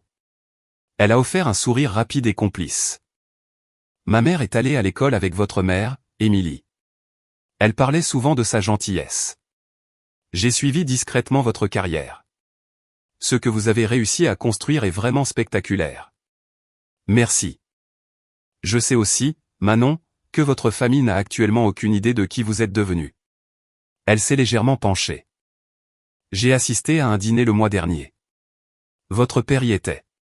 Quand quelqu'un a finalement posé des questions sur son autre enfant, il a dit avec dédain que vous étiez en train de vous trouver à Paris. Me trouver.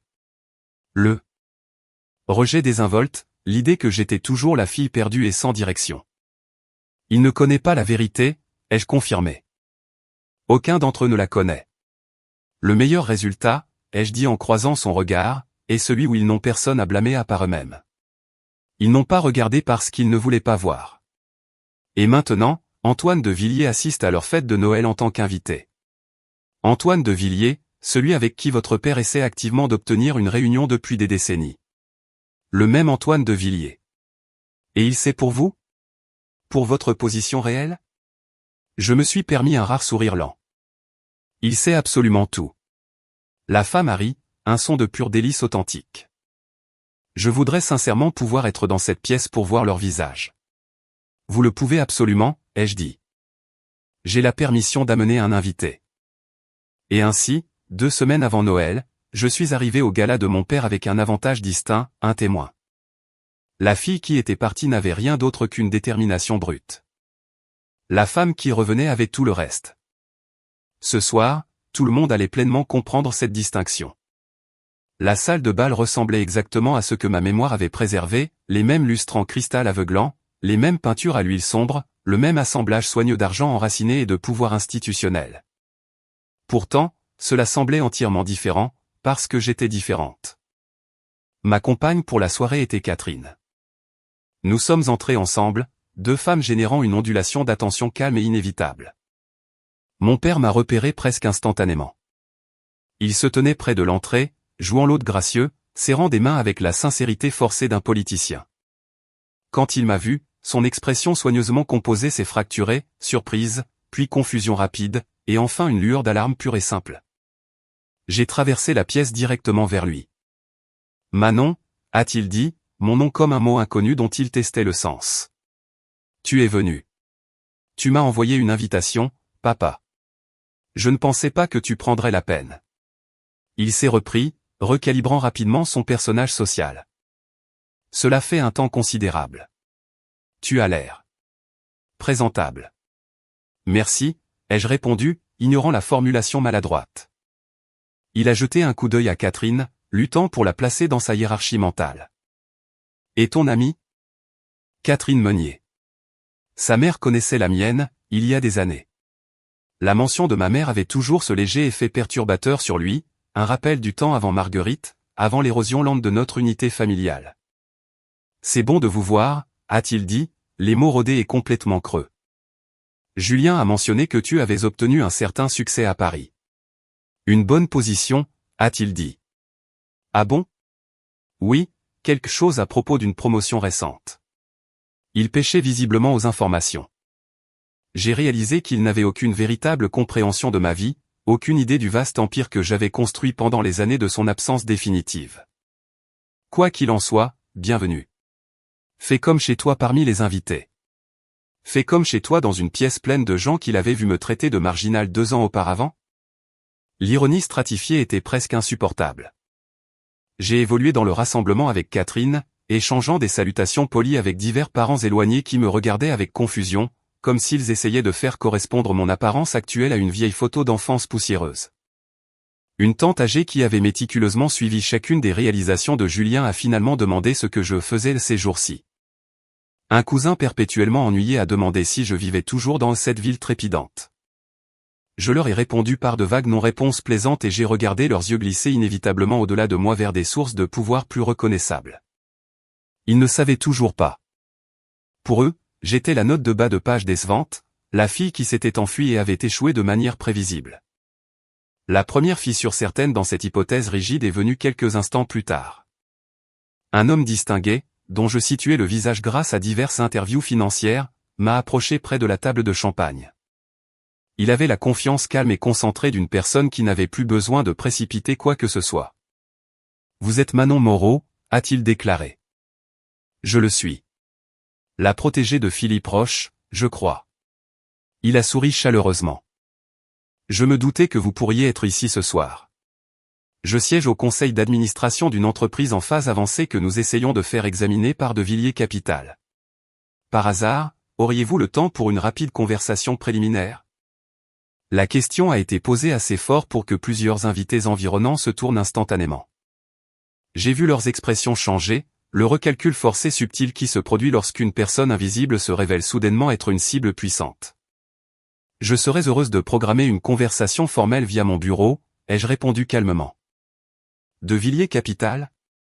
La tante qui avait posé des questions sur mon travail a répété le nom, sa voix portant sur une distance significative. « Tu travailles chez De Villiers Capital ? » J'ai hésité.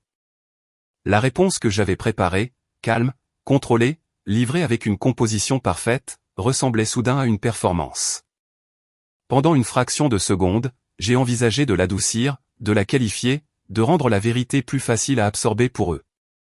Puis je me suis souvenu de 1000 petits moments où ils n'avaient rien adouci pour moi.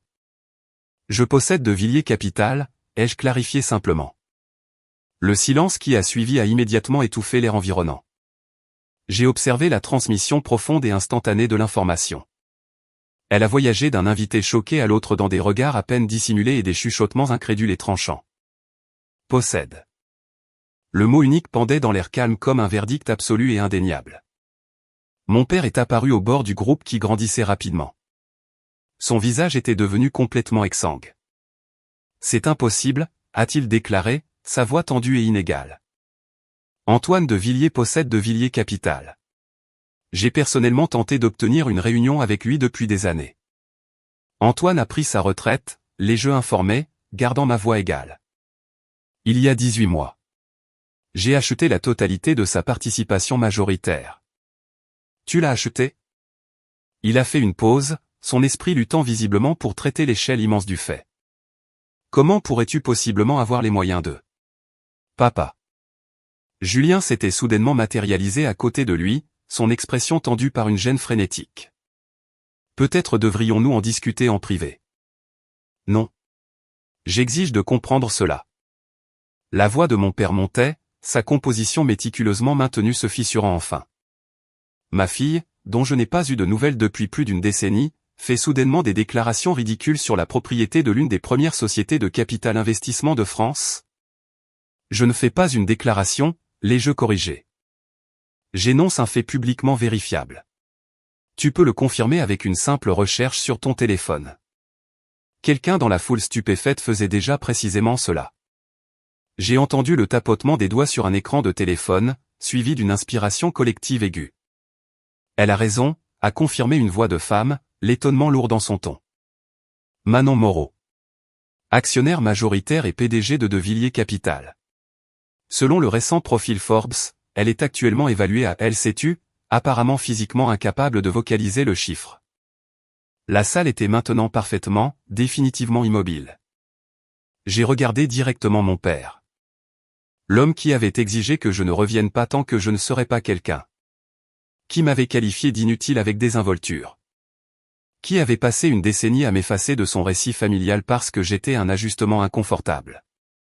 Antoine De Villiers est inscrit comme invité d'honneur ce soir, ai-je dit doucement, m'assurant que chaque visage figé pouvait m'entendre.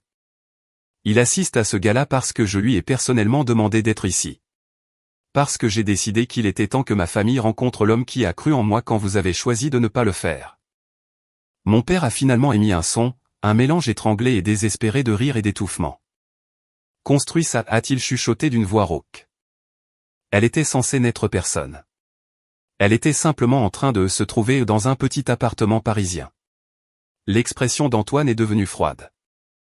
Richard, a-t-il dit, sa voix calme mais portant une autorité absolue.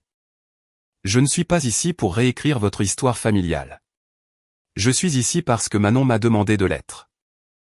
Il a fait une pause, laissant les implications s'installer. Le silence qui a suivi a été le moment qui a tout changé de façon permanente. J'ai regardé autour de moi les visages de mes parents éloignés, les tantes et les cousins qui n'avaient jamais posé de questions sur ma vie, la belle-mère qui avait passé des années à me faire sentir intensément importune, et le père qui m'avait définitivement dit que je ne serais jamais personne de conséquence. Et j'ai ressenti un vide profond et satisfaisant. Pas de triomphe, pas de colère, pas même de justification. Juste la connaissance tranquille et puissante que j'avais définitivement gagné un jeu auquel ils ignoraient totalement qu'ils participaient. La soirée a continué mécaniquement, comme tous les événements formels le doivent, mais l'atmosphère fondamentale avait été irrévocablement modifiée. La fête que mon père avait l'intention d'être sa vitrine annuelle triomphale de succès personnel et d'entreprise était maintenant uniquement définie par une révélation imprévue et écrasante. Chaque conversation, quel que soit son sujet de départ, semblait inévitablement orbiter autour de moi, même lorsque je me tenais délibérément à l'autre bout de la pièce. Antoine est resté à mes côtés, ne me protégeant pas physiquement, mais ancrant stratégiquement ma position. Sa simple présence servait de rappel constant et puissant à chaque invité que leur récit de longue date sur moi avait été supplanté en permanence par une vérité documentée et hautement publique. La partie des toasts formels de la soirée est arrivée. La partie où mon père prononçait traditionnellement un long discours d'autocongratulation remerciant tout le monde pour sa loyauté. Il est monté sur l'estrade temporaire à l'avant de la salle de bal, se raclant la gorge dans le micro avec l'air las d'un homme qui avait entièrement perdu le contrôle de son propre scénario. Merci à tous d'avoir pris le temps d'être ici ce soir, a-t-il commencé, les mots venant automatiquement, dépourvus de sa conviction habituelle. Comme beaucoup d'entre vous le savent, ce rassemblement annuel est une chance pour notre entreprise de célébrer les victoires de l'année passée et d'attendre avec impatience la suivante. Il a fait une pause, un vide significatif et inconfortable. Ses yeux ont scanné la foule et m'ont trouvé. C'est aussi, bien sûr, une chance pour nos familles de converger, a-t-il continué, sa voix mince et forcée. Et je suis particulièrement heureux que ma fille, Manon, ait pu se joindre à nous cette année. La reconnaissance a provoqué une autre ondulation immédiate dans la salle. J'ai vu des sourcils se lever plus haut, des gens se pencher pour chuchoter une répétition du fait dévastateur précédent. Manon a poursuivi avec diligence son cheminement de carrière à Paris, a continué mon père, la tension maintenant audible dans sa voix. Et je suis naturellement fier de tout ce qu'elle a réussi à accomplir. Fier. Le mot a résonné dans l'air comme un mensonge profond et transparent que tout le monde présent a immédiatement reconnu comme faux. Un homme distingué près des tables avant a levé la main, passant outre le silence poli. Richard, si tu excuses la franchise. L'information est-elle correcte? Ta fille est-elle l'actuelle PDG et propriétaire majoritaire de Villiers Capital? La mâchoire de mon père s'est visiblement serrée. Il a hésité, puis a émis un petit hochement de tête vaincu. Cela semble être le cas incontesté, oui. Et tu ignorais totalement ce fait jusqu'à ce soir? La question, posée avec une curiosité journalistique innocente, était professionnellement dévastatrice. Comment un père pouvait-il rester entièrement ignorant que sa propre enfant s'était élevée pour devenir l'un des chefs d'entreprise les plus puissants et les plus prospères du pays? La question elle-même exposait un échec catastrophique d'attention et de connexion familiale. Notre famille s'est malheureusement concentrée sur des priorités différentes et distinctes, a réussi à dire mon père, luttant pour maintenir sa composition. Nous avons connu une période où nous nous sommes malheureusement perdus de vue. Perdus de vue, a répété l'homme, retournant la phrase comme une pièce de monnaie bon marché et endommagée. Je vois. Le discours tronqué qui a suivi était court, hésitant et intensément maladroit. Mon père avait clairement préparé de longues remarques détaillant les succès modestes de sa propre entreprise, l'ascension inévitable supposée de Julien et le puissant héritage familial qu'il construisait avec diligence. Maintenant, ces mots semblaient totalement creux, rendus non pertinents par la révélation que le membre même de la famille qu'il avait définitivement rejeté avait silencieusement construit une entité financière qui éclipsait l'œuvre de toute sa vie. Lorsqu'il a fini de parler, les applaudissements étaient polis, immédiats et visiblement atténués. Les dégâts réels et inéluctables se sont produits dans les conversations professionnelles qui ont immédiatement repris. J'ai entendu par hasard deux des associés de longue date de mon père debout près du bar. Je ne peux toujours pas croire que Richard ne savait pas ça sur sa propre fille. Plus écrasant que ça, il a passé des années à dire aux gens quelle était la difficile, l'échec absolu qui refusait de suivre son programme prescrit. Il a dit aux clients qu'elle était tout à fait banale.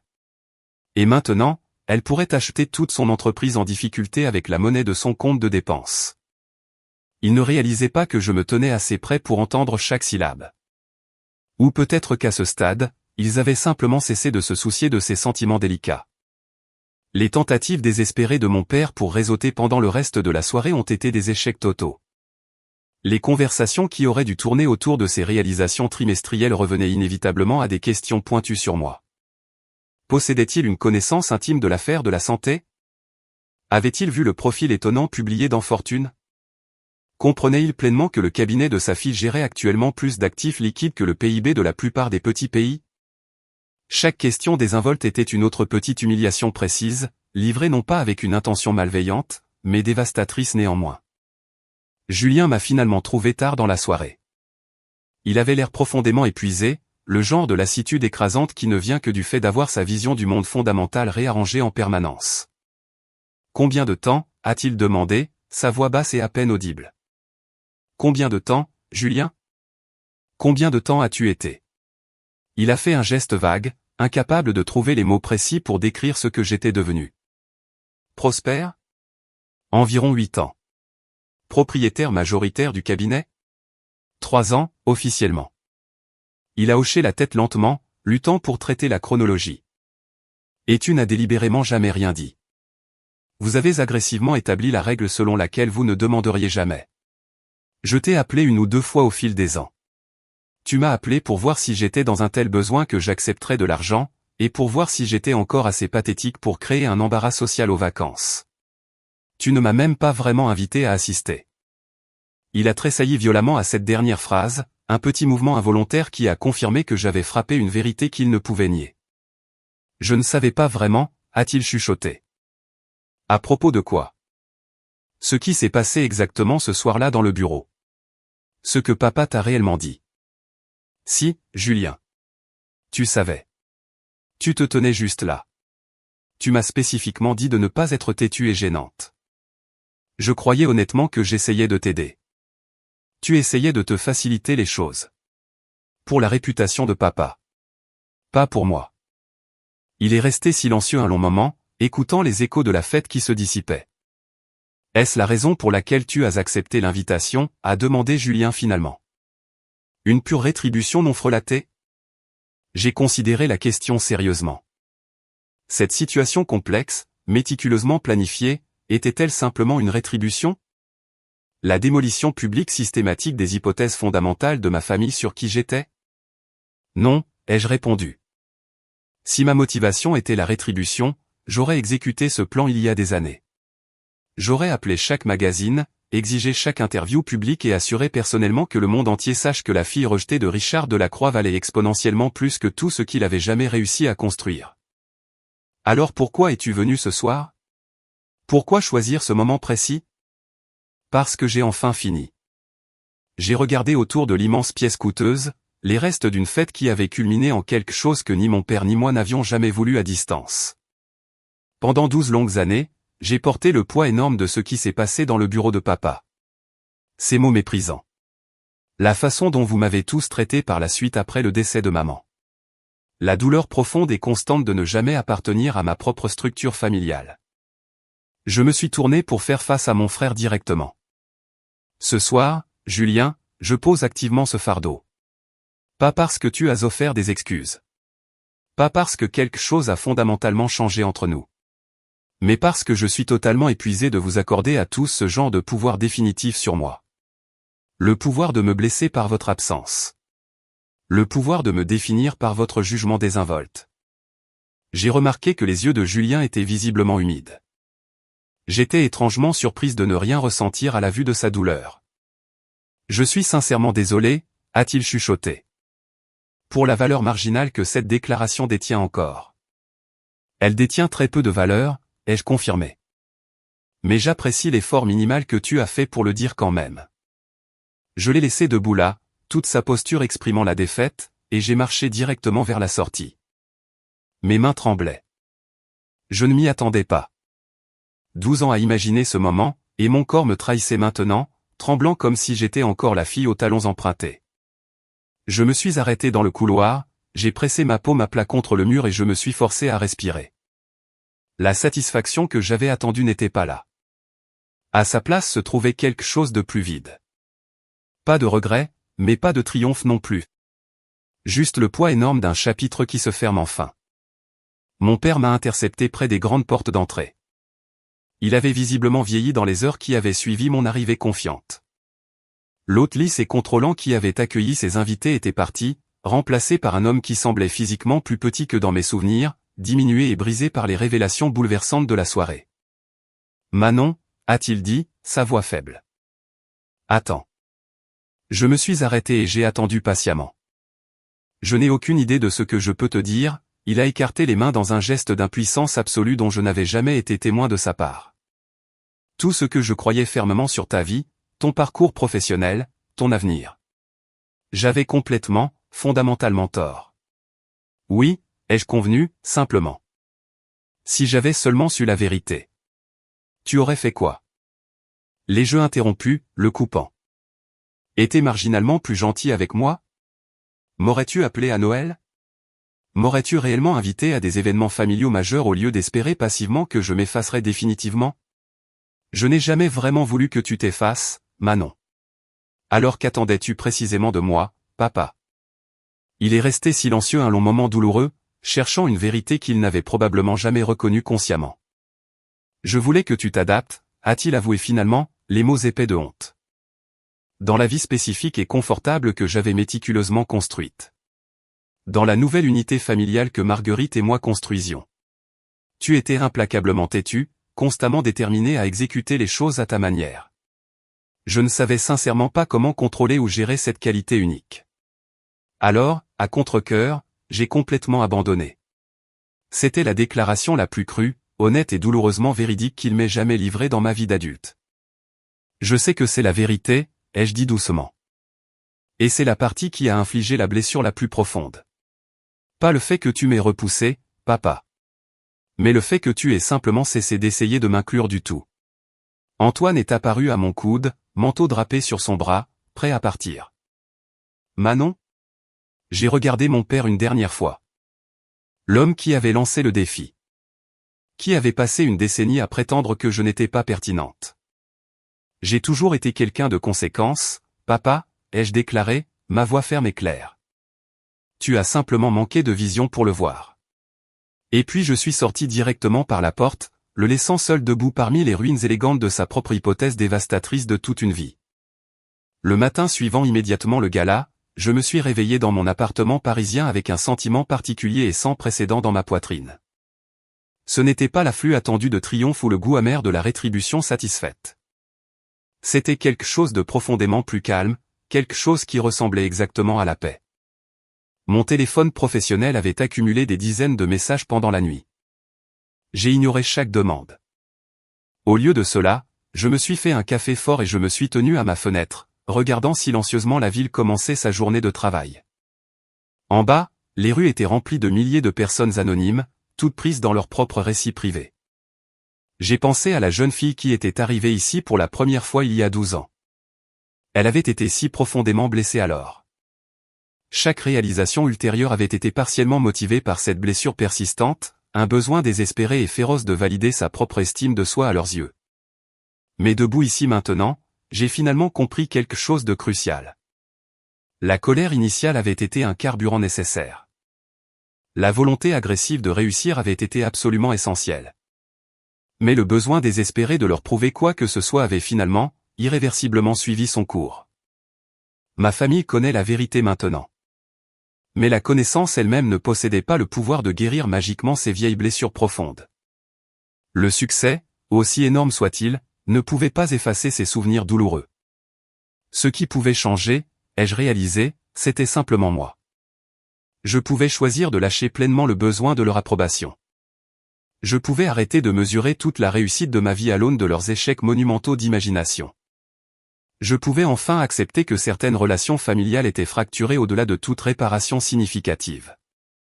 Et cette acceptation profonde n'était pas synonyme de défaite. Je pouvais enfin être vraiment libre. Le portier a sonné pour m'informer d'un visiteur non programmé. Quelques minutes plus tard, on a frappé doucement à la porte de mon appartement. C'était Julien. Il avait l'air complètement défait. Ses yeux étaient cernés de rouge, son visage mal rasé, et il portait toujours les mêmes vêtements froissés du gala de la veille. « Puis-je entrer, s'il te plaît » a-t-il demandé, sa voix épuisée. Je me suis écarté et je lui ai permis d'entrer. Il est entré dans mon salon et s'est arrêté immédiatement. « C'est magnifique » a-t-il dit, sa voix complètement creuse. « Qu'est-ce que tu veux exactement, Julien ?» Il s'est tourné pour me faire face. Je n'ai pas pu fermer l'œil. J'ai continué à penser à tout ce que tu as dit hier soir. À la façon dont j'ai sciemment choisi de me faciliter les choses au lieu de me lever et de te soutenir. Et ta conclusion. Tu avais absolument raison. Il s'est affaissé sur mon grand canapé confortable. Je t'ai laissé tomber, Manon. Pas juste cette nuit-là, mais chaque fois par la suite. Je savais que c'était moralement répréhensible, et pourtant je n'ai rien fait pour intervenir. Je me suis assise dans le fauteuil juste en face de lui. Pourquoi as-tu choisi cela, Julien ? Parce que c'était la voie de la moindre résistance. Parce que papa m'avait toujours clairement favorisé et j'étais fondamentalement terrifié que si je repoussais pour te défendre, je perdrais définitivement cette protection. Je me suis convaincu que tu étais une adulte, que tu étais résiliente, que tu finirais par aller bien. Il a ri, un son bref et amer. Il s'avère que tu allais plus que bien. Mais ce succès indéniable ne change pas magiquement le fait que j'ai abandonné ma sœur quand elle avait sincèrement besoin de moi. Je ne vais pas prétendre que tout cela est acceptable, ai-je déclaré. Ni comment j'ai été traité, ni les années que j'ai passées à croire vraiment que j'avais été définitivement effacé. Mais je ne vais pas non plus porter ce fardeau immense plus longtemps.